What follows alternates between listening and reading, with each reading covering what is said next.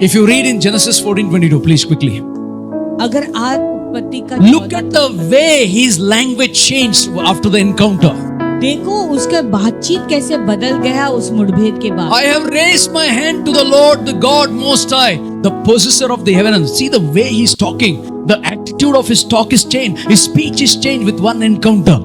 वो कहता है कि मैंने स्वर्ग और पृथ्वी के अधिकारी यहोवे परमेश्वर के सामने शपथ ली है। Hallelujah. In verse 23, that I will take nothing. See the words, the attitude changed. कि मैं आपकी संपत्ति में से And he एक said, वस्तु नहीं। everything belongs to you, Lord. वो कहता है कि आगे कहता है कि प्रभु सब कुछ तो तेरा ही He's the है। possessor of the heaven and the earth. He understood that. आकाश और पृथ्वी का अधिकारी है। He understood he is the Lord of the heaven and the earth. वो समझ गया कि वो परमेश्वर है जो आकाश और पृथ्वी Now, का important अधिकारी thing, when he understood this, he gave up all what he earned, meaning ये बातें समझने के बाद उसने अपने जितना उसने जो उसको कमाया था उसको सब उसने दे दिया है। उसका मतलब ये है this God whom I got an encounter, ये परमेश्वर जिसके साथ मुझे who is मुठभेड़ the हुआ है, possessor of heaven and earth, जो आकाश और पृथ्वी का अधिकारी है, this God वो परमेश्वर will bless me. वो मुझे आशीष, This God ये will परमेश्वर prosper me. वो मुझे उन्नति देगा। This God ये परमेश्वर will have no shortcuts. उसमें कोई शॉर्टकट नहीं। This God ये परमेश्वर will have no alternatives. का और कोई ऑल्टरनेटिव नहीं। This God ये will परमेश्वर not play any politics. कोई पॉलिटिक्स नहीं खेलता है। This God ये ईश्वर will not play games. Games नहीं खेलता है। God will change my life, will change others' life. तो ये परमेश्वर मेरे जीवन को बदलेगा और दूसरों का जीवन भी बदल जाएगा। Amen. This is the promise Abraham got. ये वादा अब्राहम को प्राप्त हुआ। You know, when you have an encounter with God, it should change the way you think. जानते हो जब आपका मुठभेड़ प्रभु के साथ में होता है आपका जो It should सोच change से your बदलता speak. है, आपका बातचीत करने का जो शैली है You वो will have बदल new जाएगा। revelations of God. You will have new revelations of आपको God. प्रभु की ओर से नए प्रकटीकरण प्राप्त होंगे। Hallelujah. Then I told the city of God, how God divided the nations and gave the city. तो मैंने फिर प्रभु के शहर के बारे में बताया कि कैसे प्रभु ने निज भाग उन्हें ठहरा कर दिया। Hallelujah. Jerusalem means यरूशलेम का मतलब है the word when the king Salem came to meet Abraham. जब राजा सलेम अब्राहम से मुलाकात Salem करने का है, means shalom, peace. सालेम का मतलब है शलोम यानी शांति। The word peace, शांति जो शब्द है shalom, शलोम peace Shanti or righteousness. या धार्मिकता, That is the king of Salem's meaning. वो सलेम का राजा का मतलब है। In Hebrew it is called Jerusalem. इब्रानी में उसे यरूशलेम The कहते हैं। meaning Yerush means Yerush foundation. यरूश का मतलब है नींव। You know, God said Jerusalem. प्रभु ने कहा That यरूशलेम, means the peace is founded on this city, Jerusalem. यानी इस यरूशलेम शहर के ऊपर शांति बुनियाद बन चुकी है। Can I hear an amen? The city with God has found peace. Nobody can disturb it in Jesus' name. वो शहर जहाँ पे परमेश्वर ने शांति पाया है उसे कोई भी डिस्टर्ब नहीं कर सकता है। The time has come. लेकिन वो समय आ चुका है, Enemy will intensify the attacks over his people. कि उनके लोगों के ऊपर वो जो है हमला को बढ़ाएगा। Hallelujah. Not only in Jerusalem, केवल यरूशलेम में नहीं, it will happen to the people of God in everywhere in the वो nations. प्रभु के लोगों के ऊपर भी होगा, सब राष्ट्रों में। But the Lord tells us, लेकिन प्रभु हमसे कहता है Jerusalem is covered. Wow. यरूशलेम तो ढका हुआ है। Psalms 91, please. भजन से Now listen to this. He who dwells in the secret place of the El Elyon Most High shall abide under the shadow of the Almighty. और वह जिसका निवास सर्वोच्च परमेश्वर के आश्रय में है वो सर्वशक्तिमान के छाया कुंज में सुरक्षित निवास करेगा। The foundation of Jerusalem is founded in peace. यरूशलेम का जो बुनियाद है वो शांति है। Who founded that place? किसने उस जगह को पाया? The possessor of the heaven and earth. वो जो आकाश और पृथ्वी का अधिकारी The है। possessor of the heaven and earth gave Israel the Jerusalem place. तो वो आकाश और पृथ्वी का जो अधिकारी है उसने इज़राइल को वो निज भाग दिया। And he founded that city on the foundation of peace. और उसने वो शहर बुनियाद बनाया शांति के बुनियाद पर। And he says, he who dwells in the secret place of the Most High, Israel. और वो कहता है कि जो परम के छाए हुए स्थान में बैठा रहा है, हे Israel. You know, the protection dome is broken. Come on. वो जो प्रोटेक्शन, वो सुरक्षा देने वाला जो डोम था, वो But you तोड़ are, गया है। but you, Israel, covered under the mighty wings of the Lord. लेकिन तुम इज़राइल सर्वशक्तिमान के पंखों के नीचे छिपे हुए हो। What the Bible says, Mary, the Holy Spirit will overshadow you. Whoa! Bible क्या कहता है कि हे मरियम, पवित्र परम प्रधान का जो पवित्र आत्मा है वो तुम पर छाया करेगा। Means, you know, think about this is Jerusalem. सोचो ये यरूशलेम है। This is Jerusalem. ये सोचो ये यरूशलेम है। This is founded by the founder El Elyon.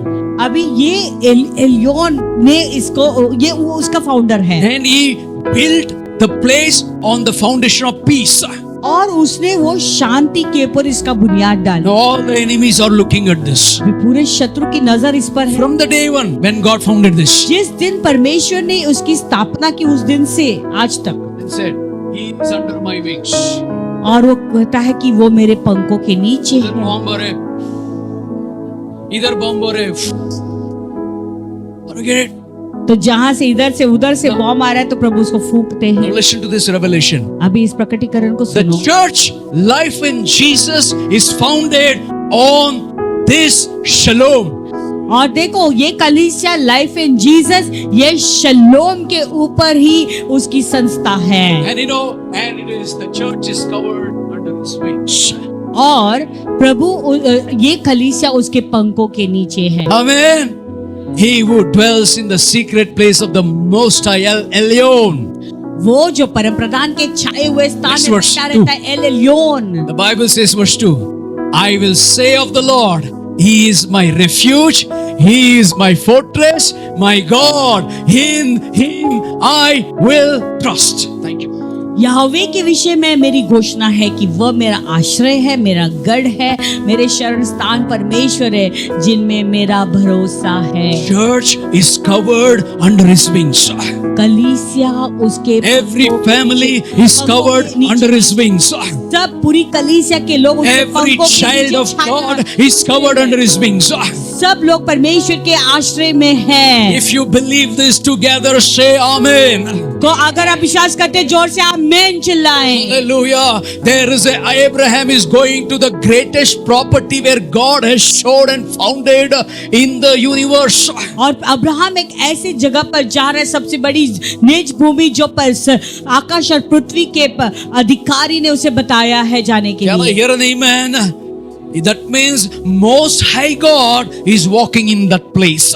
यानी परम प्रधान ईश्वर उस जगह पर चल रहा The है। Most High God is moving in this place. परम प्रधान ईश्वर यहाँ पर मंडरा रहे हैं। Hallelujah. If you believe, say, in my situation, I am the child of the Most High God. He is there around me walking. तो आप अगर इस बात को विश्वास करते हैं, आप कहो कि मैं परमेश्वर का बेटा हूँ या बेटी हूँ और मेरे परिस्थिति में परमेश्वर मेरे साथ चल रहे हैं। The story of Jerusalem begins from here, from this scripture. तो ये Go back वचन Genesis. से ही जो है यरूशलेम की कहानी शुरू होती है। हम उत्पत्ति के पुस्तक में फिर से Amen. पढ़ेंगे। Hallelujah. I am the Most High God. I am the possessor of heaven and the earth. The story belongs of Jerusalem from there. मैं परम प्रधान ईश्वर हूँ और आकाश और पृथ्वी का अधिकारी मैं हूँ। After 2000 years, 3000 years passed away. और 3000 साल गुजरने के बाद भी फिर भी the Lord says, I am the possessor of heaven and the earth. आज भी प्रभु कहते हैं कि आकाश और पृथ्वी का अधिकारी मैं हूँ। Hallelujah. Number 3, touching the unseen. तीसरा मुद्दा है अदृश्य चीजों को छूना। When you go to that place, जब आप उस जगह पे जाते you हो, know, if you read in Hebrews chapter 7 verse 9, अगर आप इब्रानियों का 7:9 पढ़ोगे, can you imagine this? When Abraham gave this tithe to Melchizedek, आप कल्पना कर सकते हो जब अब्राहम ने मलकीसेदेक को ये जब दसवांश, even Levi who receives the tithes paid tithes through Abraham, so to speak. कि लेवी ने भी जो 10वां अंश लेता था, अब्राहम के द्वारा 10वां अंश दिया। Can I hear an amen? Hallelujah. Now understand, now Abraham has no children. How many of you believe Abraham that time no children? उस समय अब्राहम के कोई संतान नहीं था। कितने लोग Abraham बात जानते did not have any children, nor the son was born. हैं? अब्राहम का कोई संतान नहीं था, बेटा भी नहीं पैदा हुआ But था। when he gave the tithes, the promise was there. लेकिन जब उसने वो दसमांश जब उसने वो दसमांश दिया, वो प्रतिज्ञा या वादा वो तभी भी उसके लिए He था। said, your children are going to be blessed. तेरे बच्चों के बच्चे आशीषित होंगे। Lord, क्या बात कर रहे हो आप? मेरे को बच्चा नहीं है, मेरे को कोई, my wife is barren and we are old. Hello. और प्रभु आप My क्या कह रहे goodness. हैं कि मुझे तो कोई संतान नहीं है और मेरी बीवी तो बांझ है। But Abraham just had a promise. Say with me, promise. Abraham ने केवल वो प्रतिज्ञा को पकड़ कर रखा। Hold on to the promise. आपको जो प्रतिज्ञा मिली उसे पकड़ कर रखो। Jacob was the fourth generation according to Abraham's genealogy. Abraham के जेनियोलॉजी वंशावली के अनुसार याकूब तो चौथा पीढ़ी था। He touched the unseen by giving tithes. अदृश्य को उसने छुआ अपने दसमांश के द्वारा।